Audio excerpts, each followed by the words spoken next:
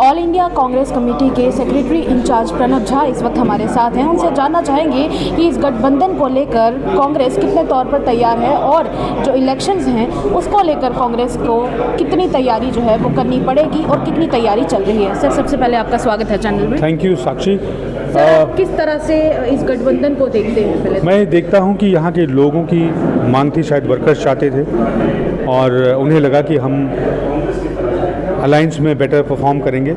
अभी ये इवॉल्व हो रहा है। कल ही मिले हैं हमारे नेता और आज जो पहले फेज़ की सीटें हैं उसकी सीसी हो रही है, तो मुझे लगता है ये इवॉल्व कर रहा है। बहरहाल लोगों का भाव ये था कि हमें मिलकर लड़ना चाहिए, जैसे कि वोट हमारे जाया ना हो और हम ज़्यादा से ज़्यादा सीटें जीत सकें, क्योंकि तभी हम एक स्टेबल सरकार दे पाएंगे। क्योंकि यहाँ जो है वो बदलाव की हवा है। जनता चाहती है कि यहाँ वैकल्पिक सरकार बने, इंडिया गठबंधन की सरकार बने। आप अभी गठबंधन की बात कर रहे थे, दूसरी तरफ कल को देखने को मिला कि जो भारतीय जनता पार्टी जम्मू कश्मीर के नेता हैं वो सब कह रहे थे कि ये भारतीय जनता पार्टी की ही देन है। जो राहुल गांधी यहाँ पर आते हैं, आइसक्रीम खाते हैं, बड़े ही उनको ये जो आराम से ये सब कर पाए हैं वो सिर्फ भारतीय जनता पार्टी और इंडियन गवर्नमेंट की देन है। उनसे किसी ने पूछा कि जम्मू में जो पिछले दिनों आतंकवादी घटनाएं हुई हैं वो क्या थी, वो कहाँ थी, वो क्या जम्मू देश के बाहर है, वो क्या जम्मू कश्मीर नहीं है, वो अलग है। वहाँ कुछ जो लगातार हमारे सैनिक शहीद हो रहे हैं वो कैसे हो रहे हैं, किसी ने पूछा। श्रीनगर में पूरी दुनिया से लोग आते थे। पूरे जम्मू कश्मीर का कमाई का एक बड़ा सोर्स टूरिज़्म होता था, अब तो नहीं है वैसा।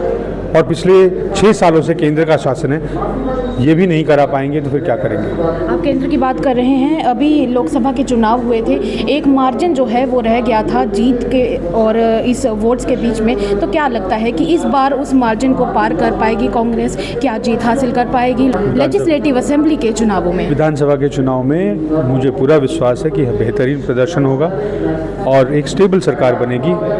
बड़े विधायक हमारे जीत करके आएंगे और बहुमत से ज़्यादा सीटें हमारे पास होंगी। खुद मैनिफेस्टो कब तक एक्सपेक्ट किया जा सकता है? लोकल अब जो है अचानक से चुनाव आया है तो ये लोग काम करेंगे। कोई जैसे डेट फिक्स होगा तभी कह पाना संभव होगा। और कांग्रेस अपनी तरफ से अपने प्रत्याशी जो है वो कब उतारने वाली है इस मैदान में?